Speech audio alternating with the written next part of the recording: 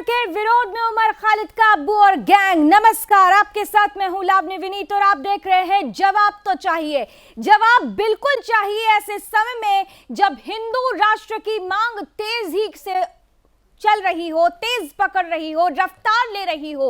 हिंदू राष्ट्र की मांग एक तरफ हो रही है, दूसरी तरफ हिंदू राष्ट्र की मांग करने वालों को ही कटघरे में खड़ा किया जा रहा है। बड़ा सवाल उनसे पूछा जाना चाहिए जिनको हिंदू राष्ट्र की मांग से तकलीफ हो रही है।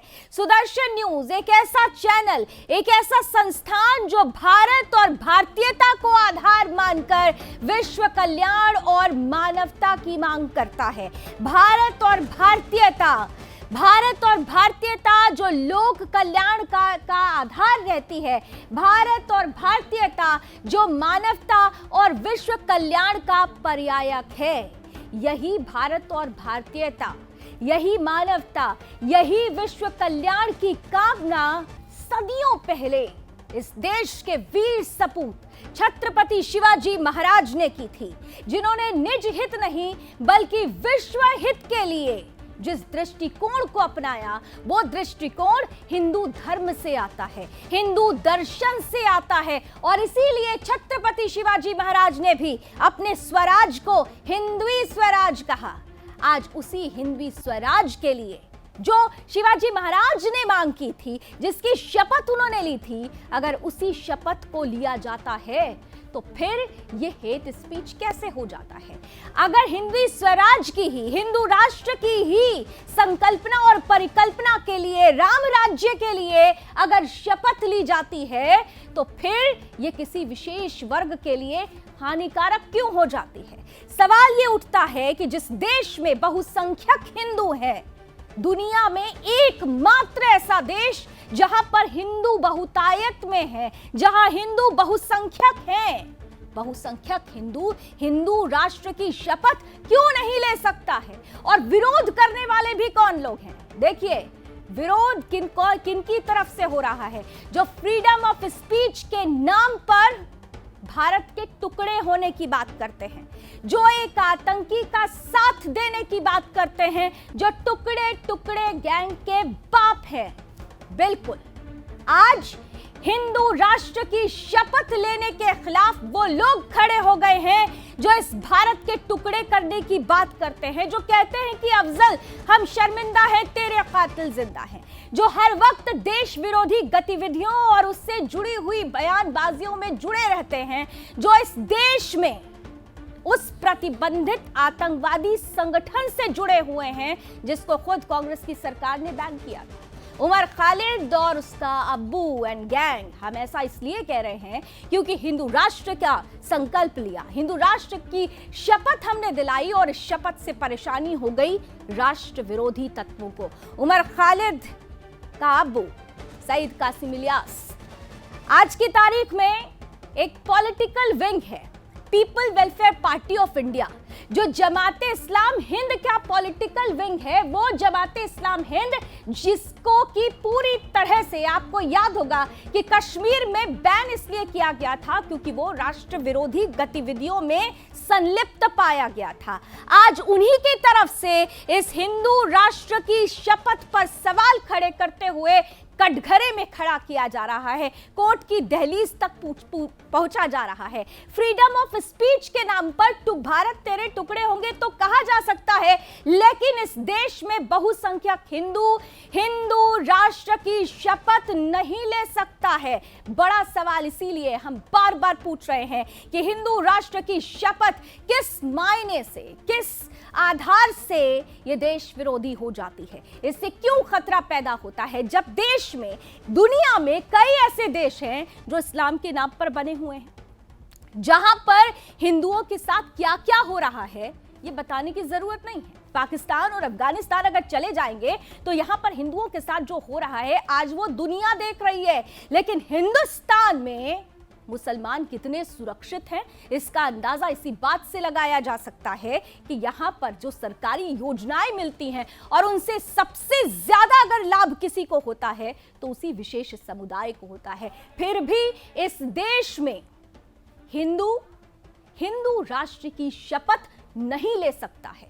वो शपथ जो वीर शिवाजी महाराज ने हिंदवी स्वराज के लिए ली थी, वो शपथ जो छत्रपति महाराज ने लोक कल्याण और विश्व कल्याण के लिए ली थी, तो क्या लोक कल्याण और विश्व कल्याण के लिए शपथ लेना भी गुनाह है? आज इन्हीं सब सवालों पर हम चर्चा करेंगे। हमारे साथ इस वक्त विशेष अतिथि के रूप में जुड़ रहे हैं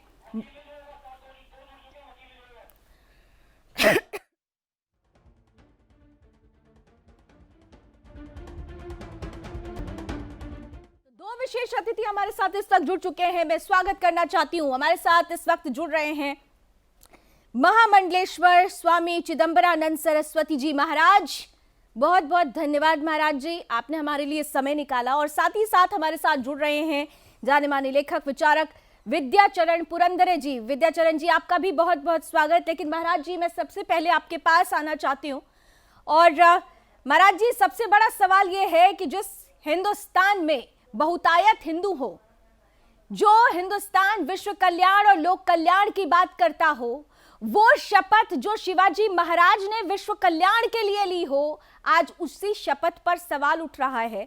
और सुदर्शन न्यूज के प्रधान संपादक को कटघरे में ले जाकर खड़ा कर दिया है उन लोगों ने जो फ्रीडम ऑफ स्पीच के नाम पर भारत तेरे टुकड़े होंगे के नारे लगाते हैं। आपकी प्रतिक्रिया महाराज जी। नमस्कार। निश्चित रूप से आपने जो कहा वो सही है और ये बात समझी जानी चाहिए कि ऐसा करके वो लोग अपना दोहरा चरित्र ही प्रकट कर रहे हैं। पहली बात तो ये समझी जानी चाहिए कि हिंदू राष्ट्र का जो विरोध करते हैं मूलतः वे ही लोग भारत को हिंदुस्तान के नाम से पुकारते हैं। मुझसे पूछा जाना चाहिए कि हिंदुस्तान का अर्थ फिर क्या है? हिंदुस्तान और हिंदू राष्ट्र में अंतर क्या हुआ? हिंदुस्तान शब्द की अगर व्याख्या वो उनसे करवाई जाएगी तो इसका अर्थ तो यही हुआ कि जो हिंदुओं का स्थान है। जैसे पाकिस्तान वो लोग बोलते हैं, ऐसे हिंदुओं का स्थान ही हिंदुस्तान है। तो जब हिंदुस्तान बोला जा सकता है तो हिंदू राष्ट्र शब्द से उनको आपत्ति क्यों है? दूसरी, पहले अवधारणा पर देश का विभाजन हुआ कि जहां केवल धर्म के आधार पर ही देश का विभाजन हुआ, कि जहां उनकी मानसिकता थी कि हमारे लिए हमको अलग देश चाहिए। ऐसी स्थिति में ये तो स्पष्ट ही है कि देश के विभाजन के साथ में देश अपने आप ही हिंदू राष्ट्र हो जाता है। उनको आपत्तियां जिन्हें हैं वे केवल प्रोपेगेंडा खड़ा करना चाहते हैं, वे केवल हिंदुओं को नीचा दिखाने की कोशिश में लगे रहते हैं। उनके षड्यंत्र सदैव इसी प्रकार के रहे हैं कि वो हिंदुओं को कैसे नीचा दिखाएं, हिंदुओं को कैसे अपमानित करें। क्योंकि भारत का जो शासन तंत्र पिछले 70 वर्षों से देखते आ रहे हैं वो उनके पक्ष में खड़ा दिखाई देता रहा है। इसके कारण उन लोगों का ऐसा साहस बढ़ता गया। हमारे सुदर्शन चैनल के जो प्रधान संपादक हैं सुरेश जी, उन्होंने कुछ भी गलत नहीं कहा, उन्होंने कुछ भी गलत नहीं किया। उनके ऊपर जो भी आरोप प्रत्यारोप लगाने वाले हैं उन्होंने अपने दोहरे चरित्र को स्वयं ही प्रकट किया है। उन्होंने अपने मापदंडों पर स्वयं ही अपनी विफलता को प्रकट किया है। आपने बिल्कुल सही कहा कि जब इस देश में स्वतंत्रता, अभिव्यक्ति की स्वतंत्रता ऐसी है कि जहां कुछ भी कहा जा सकता है, जहां देश के टुकड़े करने की बात भी कही जा सकती है, हम टुकड़े टुकड़े गैंग के नाम से उन लोगों को जानते हैं, वहां पर बहुसंख्यक व्यक्ति अपनी भावनाओं को प्रकट नहीं कर सकता। ये कैसी स्वतंत्रता की अभिव्यक्ति है? यह अभिव्यक्ति की कैसी स्वतंत्रता है? इसमें बिल्कुल विचार किया जाना चाहिए। और हम सब जितने भी लोग हैं सुदर्शन चैनल के साथ, हमारे प्रधान संपादक श्री सुरेश जी के साथ में हैं। और हिंदुस्तान, चाहे हिंदू राष्ट्र और हिंदू शब्द से संबंधित बहुत सारी बातें हैं, पूरा संपूर्ण इतिहास है। आप क्या क्या बदलोगे? आप हिंद महासागर का नाम नहीं बदल सकते। कल को तो वो लोग कहेंगे कि भाई अगर आप हिंदू राष्ट्र कहते हो तो फिर इससे किसी वर्ग को अगर कष्ट होता है, दुख होता है, तो आप हिंद महासागर का नाम भी बदल दीजिए, क्योंकि इसमें भी किसी वर्ग का प्रतिनिधित्व दिखाई पड़ता है। कल को तो वो कहेंगे कि हिंदुस्तानी बदल दीजिए, परसों फिर वो कहेंगे कि वो भारत शब्द भी बदल दीजिए, क्योंकि भारत भी और भरत नाम के जो राजा थे उनके नाम से इस देश का नाम पड़ा है, तो फिर दूसरे जो वर्ग के लोग हैं उनको कष्ट होगा, इसलिए इसका नाम भारत मत रखिए। ऐसे तर्कों से, ऐसे कुतर्कों से हम उनका अगर मौन समर्थन करते रहे, हमने उनका मुखर विरोध नहीं किया तो इसी तरीके की बातें सामने आने वाली बिल्कुल हैं। आपने ये सही ठीक कहा। नहीं है। सुदर्शन मौन समर्थन ही था कि आज ऐसे जो सपोले हैं उन्होंने एक बार फिर से फन उठाना शुरू कर दिया है। लेकिन सवाल ये है, पुरंदरे जी, विद्याचरण पुरंदरे जी जो लेखक हैं, इतिहासकार हैं, जरा मैं उनके पास चलना चाहती हूँ। सवाल ये है कि एक ऐसी शपथ जो सदियों पहले ली गई हो, इस धरती के वीर पुत्र द्वारा ली गई हो, उस शपथ को दोहरा देने से एक विशेष वर्ग कैसे लगता है उसको कि वो खतरे में। और देखिए, जो खतरे में अपने आप को बता रहे हैं वो कौन लोग हैं? जो खुद सिमी, जो एक आतंकवादी संगठन रहा है, जिस पर बैन लगाया गया है कांग्रेस की सरकार की तरफ से, उसका को फाउंडर रहा है, फाउंडर मेंबर्स में रहा है, वो कह रहा है कि हमें खतरा है। आज की तारीख में जो पॉलिटिकल विंग चल रही है, जो वेलफेयर ऑफ इंडिया चल रही है पार्टी, उसमें सीधे सीधे कई ऐसे पेंच है जो देश विरोधी गतिविधियों से जुड़े हुए नजर आते हैं। बावजूद इसके वैसे ही लोग कह रहे हैं कि इस शपथ से उन्हें खतरा है। पुरंदरे जी, दुर्भाग्यपूर्ण बात है, अगर कोई छत्रपति शिवाजी महाराज ने अपने 14वें साल में की हुई स्वराज्य की शपथ या हिंदवी स्वराज्य की शपथ दोबारा लेता है और किसी जाति विशेष या किसी धर्म विशेष को अगर इससे प्रॉब्लम आ रही है तो ये बहुत दुर्भाग्यपूर्ण बात है। एक इतिहास का विद्यार्थी होने से हम अगर इस परिकल्पना को देखें तो इसमें एक सीधी सीधी बात समझ में आती है कि डॉक्यूमेंट्री जो एविडेंस है उसमें शिवाजी महाराज ने ये शपथ ली गई है। बाद में शिवाजी महाराज के जितने भी कृत्य है वो सब कृत्य हिंदुत्व को सपोर्ट करने वाले हैं।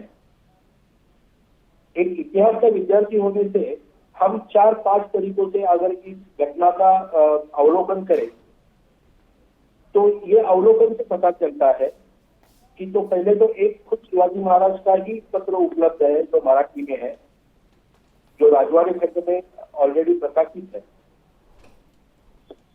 उस पत्र में तो हिंदवी स्वराज्य का निर्माण होगा ऐसा लिखा गया ही है। दूसरा, शिवाजी महाराज के खुद के जीवन में लिखा गया उनका चरित्र जो है, जिसको शिव भारत के नाम से समझा जाता है और जाना जाता है, वो संस्कृत में है, जिसमें शिवाजी महाराज खुद लिखते हैं कि मेरे धर्म के रक्षण के लिए मैं खुद की तलवारें शत्रु की तलवारों से भिड़ा के उनकी तलवारें तोड़ दूंगा। ये दूसरी बात हो गई, ये एक बात हो गई। दूसरी बात, शिवाजी महाराज के सुपुत्र छत्रपति शिवाजी संभाजी महाराज अपने पिताजी का वर्णन करते हुए लिखते हैं, यवनारंभ म्लेंच क्षय दीक्षित। इसका मतलब जो संस्कृत समझते हैं वो बहुत अच्छी तरीके से समझ सकते हैं कि जो मेरे धर्म पे आक्रमण करेगा उनका मैं नाश करूंगा। ऐसा शिवाजी महाराज का खुद का बेटा संभाजी महाराज बहुत बोल रहे हैं। इतिहास का विद्यार्थी होने से सिर्फ एक बाजू के संदर्भ हमें पढ़ के नहीं ये होता, तो हम उसके अपोजिट बाजू, उनके शत्रु क्या बोल रहे हैं वो भी देखना चाहते हैं। इसी शिव भारत में आदिल शाह के मुंह में कुछ शब्द ऐसे हैं कि काफर बच्चा यानी उन्होंने शिवाजी महाराज को बोला है, काफर बच्चा मुस्लिम धर्म के प्रसार में बाधा ला रहा है, इसलिए मैं अफजल खान की योजना करके उनके ऊपर हमला कर रहा हूं। ये हो गया शिवाजी महाराज के अपोजिट वाला पक्ष। अब उस समय जो लोग ये सब चीजों से दूर थे, निष्पक्ष थे, वो अंग्रेज वो क्या बोलते हैं, हेनरी रेडिंगटन करके एक अंग्रेजों का वकील है जो शिवाजी महाराज को लिखे हुए एक पत्र में उनका उल्लेख करता है, हिंदू सेना के सर सेनापति। तो ये 4 उल्लेख के शिवाजी महाराज के जीवन में ही आते हैं जी। इसके आगे जाके जब हम हिंदू राष्ट्र बोलते हैं और हिंदू राष्ट्र पे लोगों को दुर्दैव से आपत्ति है। पर आज अगर आप इतिहास का अभ्यास करें और आदिल शाही, निजाम शाही, मुगल शाही, ये राज्य सेक्युलर थोड़ी थे, ये राज धर्माधिष्ठित ही थे। अगर कोई हिंदू राष्ट्र धर्माधिष्ठित होता है तो आपत्ति आती है, और मुगल, आदिल, कुतुब, निजाम ये अगर धर्माधिष्ठ उस जमाने के राज्य रहते हैं तो आपत्ति नहीं है।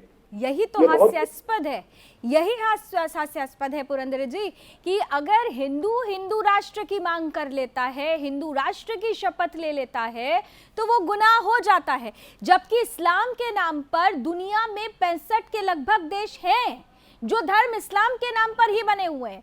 तो जहां पर बहुतायत है, अगर वहां पर हिंदू राष्ट्र की संकल्पना के लिए शपथ ली जाती है, और हिंदू राष्ट्र हम बार बार कह रहे हैं मतलब राम राज्य, मतलब लोक कल्याणकारी आधार तैयार करने वाला राज्य, मतलब वसुधैव कुटुंबकम की बात करने वाला साम्राज्य, मतलब मानवता की बात करने वाला साम्राज्य, मतलब विश्व कल्याण की बात करने वाला साम्राज्य, वहां पर आपत्ति हो जाती है। महाराज जी के पास मैं जरा चलना चाहूंगी और फिर पुरंदर जी आपके पास फिर से आते हैं, क्योंकि ऐतिहासिक दृष्टिकोण समझना बहुत जरूरी है। लेकिन धार्मिक दृष्टिकोण से जब हम हिंदू राष्ट्र की बात करते हैं, महाराज जी, जब हम धार्मिक दृष्टिकोण से हिंदू राष्ट्र की बात करते हैं तो हमारी उस संकल्पना में वो आधार छिपा रहता है जो मूलभूत रूप से कहता है कि कोई भी राष्ट्र तब तक सुरक्षित है जब तक उसका धर्म सुरक्षित है। और इसीलिए शिवाजी महाराज ने भी, अभी देखिए पुरंदर जी ने भी, जो इतिहासकार है, उन्होंने भी कहा कि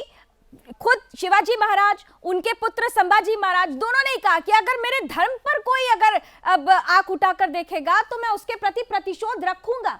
तो धर्म को लेकर अगर एक शपथ ली जाती है, अपने धर्म को बचाने के लिए एक शपथ ली जाती है, तो फिर वो किस तरीके की हेट स्पीच हो जाती है, उससे एक दूसरा धर्म कैसे खतरे में पड़ जाता है। जबकि दुनिया भर में उठाकर देख लें तो इस्लामिक देशों में हिंदुओं के क्या हालात है, पाकिस्तान, अफगानिस्तान में किस तरह से मार दिया जाता है हिंदुओं को, वहां अल्पसंख्यक होने के बावजूद भी उनकी दुर्दशा है। और यहाँ तो देखिए बहुसंख्यक ही, हम हिंदू बहुसंख्यक कहते हैं, लेकिन 8 राज्य ऐसे हैं जहां पर हिंदू अल्पसंख्यक हो गया, एक दूसरा धर्म बहुसंख्यक होता जा रहा है, फिर भी ये कहा जाता है कि देखिए ऐसी शपथ लेना देश के लिए घातक है। 2 बातें मैं कहना चाहूंगा। आपने बहुत बढ़िया बात कही कि हिंदू राष्ट्र होने का अर्थ ये है कि जहां सबे भवन्तु सुखिनः की कामना है, जहां हमने सबके कल्याण की कामना की बात की। हमारा तो कहीं पर भी वर्ग भेद है ही नहीं। हमने तो चींटी से लेकर ब्रह्मा तक के कल्याण की बात की। हमने तो संपूर्ण ब्रह्मांड को अपना परिवार की तरह देखने की बात की। हम ही है जो सबके कल्याण की कामना करते हैं। और ऐसी सोच वाले अवधारणा को अगर आप पूरे राष्ट्र के रूप में प्रतिष्ठित होते हैं तो इसका तो विरोध होना नहीं चाहिए, एक बात। दूसरी बात यह है कि भारतवर्ष में रह करके ही भारतवर्ष का अल्पसंख्यक व्यक्ति या अल्पसंख्यक समुदाय गजवा-ए हिंद के नाम से अभियान चला सकता है। आपको फेसबुक पर, ट्विटर पर न जाने कितने, यूट्यूब पर न जाने कितने अकाउंट मिल जाएंगे जो गजवा-ए हिंद के नाम से अभियान चला रहे हैं। न जाने कितने मदरसों में, न जाने कितने मौलवियों के आपको ऐसे वीडियो भरे पड़े मिलेंगे कि जहां पर वे अपने समुदाय को गजवा-ए हिंद के लिए प्रेरित करते हुए दिखाई पड़ते हैं। ये कितनी बड़ी विडंबना है कि इस्लाम के नाम पर इतने सारे देश होने के बाद भी, और वे अपने अभियान को आगे बढ़ाते हुए भारतवर्ष को भी इस्लामिक कंट्री के रूप में देखने के लिए अभियान चला रहे हैं, और उनके विरुद्ध बोलने का कोई साहस नहीं करता, उनके विरुद्ध कोई खड़ा होने की बात नहीं करता, सबको सांप सूंघ जाता है।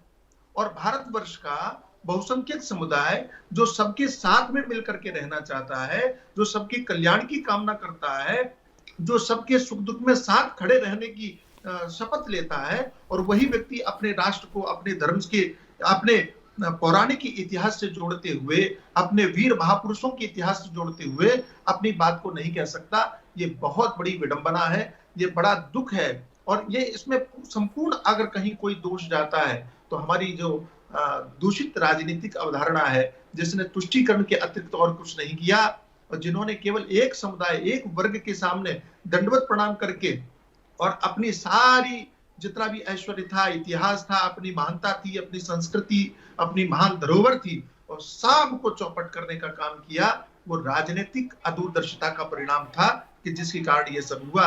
लेकिन आज जब समय बदल रहा है और तब जी, तब ऐसे में कई सवाल खड़े होते हैं। बिल्कुल महाराज जी, हमारे साथ इस वक्त फोन लाइन पर एडवोकेट विजेंद्र जी भी जुड़ रहे हैं। विजेंद्र जी कुछ टेक्निकल प्रॉब्लम की वजह से हमारे साथ डायरेक्टली नहीं जुड़ रहे, फोन लाइन पर हमारे साथ जुड़ रहे हैं। विजेंद्र जी बहुत बहुत स्वागत, आपको मेरी आवाज पहुंच रही है? विजेंद्र जी आप मुझे सुन पा रहे हैं? हाँ, मैं आपको सुन पा रहा हूँ जी। विजेंद्र जी, हिंदू राष्ट्र की शपथ लेना ये गुनाह तो नहीं है? क्यों इसे कटघरे में खड़ा किया जा रहा है? हिंदू राष्ट्र की शपथ ले सकते हैं ना, एक हिंदुस्तानी जो हिंदुस्तान में रहता है, भारत में रहता है, वो भारतीयता की, हिंदू राष्ट्र की शपथ ले सकता है ना कानूनन? आपका जो राइट है वो freedom of speech and expression है। उसके जितने भी इंसिडेंट्स हैं वो कॉन्स्टिट्यूशनली प्रोटेक्टेड राइट्स हैं आपके। इसके कंटेंट के, जहां तक इसके कंटेंट के ऑब्जेक्शनेबल होने की बात है वो एक विषय है, बट एज सच आपका जो राइट है वो राइट प्रोटेक्टेड है freedom of speech and expression constitutional provisions के तहत। जी हेलो जी जी Vijendra ji, if you have not violated the conditions which are actually there for the purpose of exercising your right, then there is no problem. लेकिन आप बिल्कुल सही कह रहे हैं कि अगर जब तक कि भी हम कुछ गलत नहीं करते हैं तब तक ये हमारा राइट है। तो यहाँ पर तो देखिए ना, टुकड़े टुकड़े गैंग, भारत तेरे टुकड़े होंगे, इंशाल्लाह इंशाल्लाह नारे लग जाते हैं। यहाँ पर अफजल हम शर्मिंदा है, तेरे कातिल जिंदा है नारे लग जाते हैं। यहाँ पर ट्रंप के आने पर जो विरोध होता है भारत को बदनाम करने के लिए, उनको भी खुली छूट मिल जाती है। यहाँ पर जमाते हिंद के नाम से जो ऑर्गेनाइजेशन काम कर रही हैं उनको भी तमाम तरीके की छूट है। वॉल्यूशन तो वहां हो रहा है, उन पर कोई सवाल नहीं, लेकिन हिंदू राष्ट्र के एक संकल्प लेने पर, एक प्रतिज्ञा लेने पर, एक शपथ लेने पर वही लोग ऑब्जेक्शन कर रहे हैं जो खुद टुकड़े टुकड़े गैंग के बाप हैं। विजेंद्र जी, ऑब्जेक्टर कौन है ये एक अलग विषय है। ऑब्जेक्ट करने वाले लोगों के पास में लेजिटिमेट ऑब्जेक्शन है या नहीं है, ये बिल्कुल एक डिफरेंट इश्यू है। लेकिन जहां तक आपके राइट की बात है, आपका राइट है, उस राइट को एग्जामिन करने का स्टेट को हक है। अगर स्टेट उसको नहीं पाती है ऑफेंसिव और वायलेशन नहीं होता है कॉन्स्टिट्यूशनल प्रोविजंस का, तो उसमें आप कुछ भी करने के लिए इस आजाद देश के अंदर में आप स्वतंत्र हैं। ऐसा नहीं है कि वो एक के लिए है और दूसरे के लिए नहीं है। जहाँ आपका जो आपका संगठन है, जहाँ पर भी आपने इस तरीके की शपथ ली है या दोहराई है या वो मीडिया के माध्यम से लोगों के सामने है, तो उसके अंदर का ऑब्जेक्शनेबल कंटेंट को स्टेट देख सकता है। लेकिन स्टेट अगर नहीं देखना चाहता तो इसका मतलब ये नहीं है कि आप कोर्टों के जरिए से किसी आदमी के राइट को जो है ना उसको बदल कराने की कोशिश की जानी चाहिए। सर बिल्कुल, कोर्ट हमारे राइट्स को प्रोटेक्ट करने के लिए, हमारी कॉन्स्टिट्यूशनल कोर्ट भी है और हमारी सारी कोर्ट्स का काम यही है कि वो राइट को प्रोटेक्ट करने के लिए हैं against any type of invasion by the state. Sir तो राइट्स को प्रोटेक्ट करने के लिए कोर्ट है, आपने बहुत महत्वपूर्ण बात कही।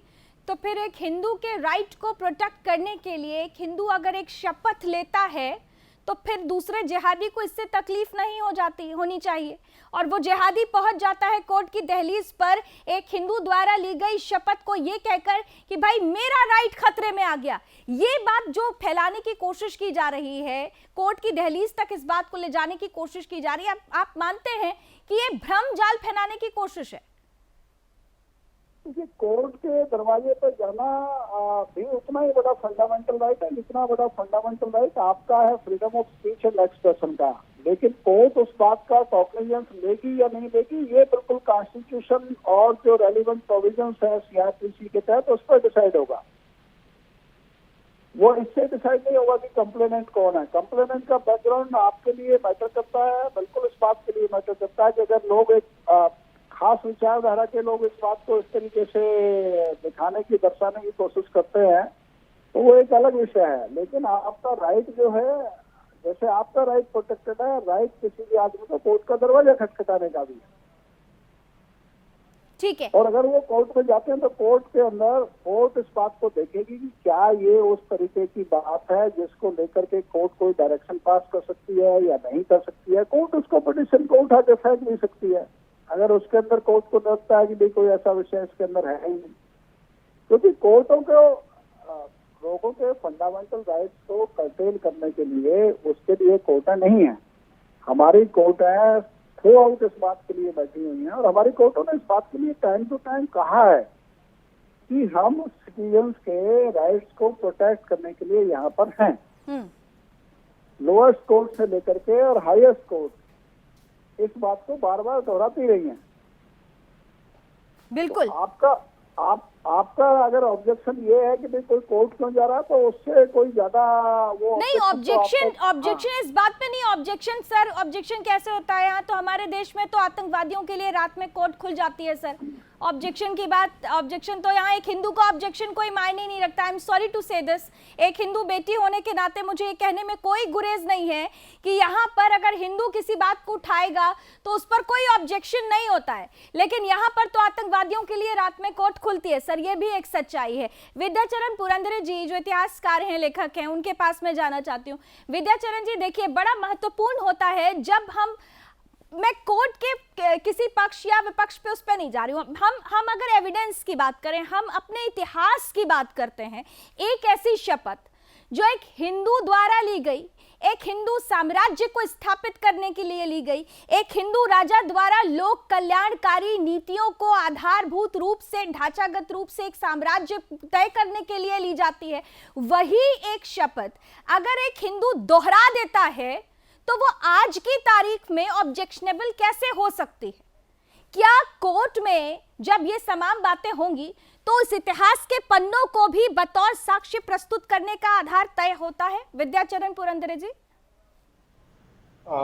ये तो बहुत बड़ी विडंबना है कि ये सब मामला कोर्ट में जा रहा है।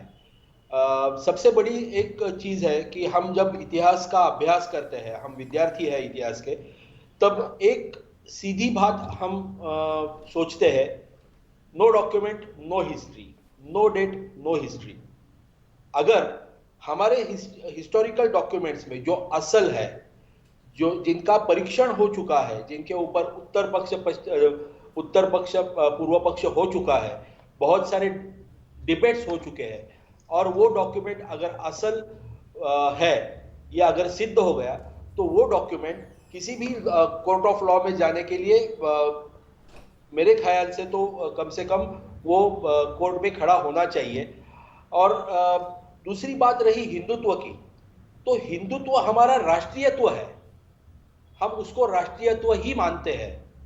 और अगर छत्रपति शिवाजी महाराज ने 350 साल पहले अगर ये शपथ ली है, वो राष्ट्रीयत्व की शपथ थी, वो राम राज्य की शपथ थी, वो एक सुराज्य की शपथ थी जिसमें परधर्मियों का अपमान भले ना हुआ हो, उनका अपमान हुआ नहीं है, इसके डॉक्यूमेंट तो है ही नहीं, डॉक्यूमेंट मिलेंगे ही नहीं कि उनका खुद होके अपमान हुआ है। अगर कोई मंदिर गिरा के मस्जिद बनी है तो वो वापस मस्जिद गिरा के मंदिर बना है। अगर कोई अन्याय करता है तो उसका परिमार्जन शिवाजी महाराज ने जरूर किया है। और हम जिस शपथ की बात कर रहे हैं वो स्वराज्य, सुराज्य और रामराज्य की बात है। और हिंदुत्व अगर हमारा राष्ट्रीयत्व है और उसका पुनरुच्चारण अगर कोई शपथ लेके करता है तो उसमें गलत ही क्या है? हम सहिष्णु है, पर इसका मतलब यह नहीं है कि कोई हम पे उंगली उठाए और हम उसको सहन करें। हम हमारे मार्ग से जा रहे हैं, आप मार्ग में बाधाएं ना डालें तो ज्यादा अच्छा है। अगर मार्ग में बाधाएं आएंगी तो हम वो लांग के आगे चलेंगे। यही हमारा हिंदुत्व है। ये बड़ी और इतिहास यही कहता है। जी जी, यही महत्वपूर्ण बात आपने कही कि हम लांग सकते हैं, ये हमारा अधिकार है। विजेंद्र जी हमारे साथ क्या जुड़े हुए हैं? विजेंद्र जी। हाँ जी, एक अधिकार की बात अभी विद्याचरण पुरंदरे जी ने कही, और बिल्कुल ऐसी ही परिस्थिति बनी है। एक शख्स है जो ये कहता है कि 15 मिनट के लिए पुलिस हटा दो तो देखो क्या होगा। कोई कहता है कि हिंदुओं को जलसा नहीं करने देंगे, करेंगे तो घर में घुस कर मारेंगे। कोई कहता है कि टुकड़े टुकड़े हो जाएं भारत के। कोई कहता है अफजल हम शर्मिंदा। ऐसे तमाम लोग हैं, ऐसे तमाम लोग हैं जो ये कह देते हैं ना कि अभी अगर मैं छोड़ दूं अपने युवाओं को तो फिर क्या होगा, हिंदुओं को भागने की जगह नहीं मिलेगी। ऐसे ऐसे वाक्यों और शब्दों का प्रयोग किया जा रहा है और खुलकर किया जा रहा है, लेकिन यहां पर कोई ऑब्जेक्शन नहीं है। लेकिन अगर कोई एक हिंदू व्यक्ति ये शपथ लेता है कि अपने धर्म की रक्षा के लिए, अपने राष्ट्र की रक्षा के लिए अगर जीना पड़े, मरना पड़े, आवश्यकता पड़ने पर, यानी आत्मरक्षा में, प्रतिरक्षा में जो संविधान हमें अधिकार देता है, उस पर अगर हमें किसी पर हाथ उठाना पड़े तो इस लाइन को लेकर क्या कोई आपत्ति होनी चाहिए? विजेंद्र जी, सेल्फ डिफेंस के ऊपर तो देखिए, सेल्फ डिफेंस का आपका राइट है, इसमें कोई दो राय नहीं है। सेल्फ डिफेंस के राइट संविधान देता है वो एक अलग, तो वो तो रक्षा हम करेंगे ही। डिफेंस के आपके राइट को लेकर के क्या इसमें शिवाजी महाराज का एक बहुत एक सेकंड विजय चंद जी, जरा विजेंद्र जी से जो लीगल पहलू वो बता रहे हैं जरा सुन लेते हैं। विजेंद्र जी प्लीज, विजेंद्र जी की आवाज जरा ऊंची करें। जी विजेंद्र जी, आपको सेल्फ डिफेंस का पूरा राइट है। हिंदुस्तान का जो कानून है वो आपको सेल्फ डिफेंस का पूरा हक देता है। आपके सेल्फ डिफेंस की क्या सीमाएं हैं वो तय करने का कानून को हक है। आप अपनी सेल्फ डिफेंस में, आप अपने जिस चीज में आप विश्वास रखते हैं, कानून के बारे में आप उसके लिए किसी भी मांग को उठाने के लिए स्वतंत्र हैं। आत्मरक्षा का अधिकार देता है ना कानून हमें? बिल्कुल है, बिल्कुल है। सेल्फ डिफेंस का सबको हक है। बिल्कुल, आत्मरक्षा का अधिकार है। तो आत्मरक्षा में उठाए गए कदम का अधिकार संविधान देता है, बावजूद इस पर सवाल खड़े होते हैं। विद्याचरण जी, यही मेरा, ये दरअसल विजेंद्र जी से मैं वो कानूनी पहलू को ज्यादा अच्छे से बता पाएंगे, समझा पाएंगे, इसीलिए मैंने वो बात उनसे दोहराई। आत्मरक्षा का अधिकार है, फिर आत्मरक्षा के नाम पर कही गई बातों पर इतना हो हल्ला क्यों? आपकी प्रतिक्रिया विद्याचरण जी, फिर मैं महाराज जी के पास जाऊंगी।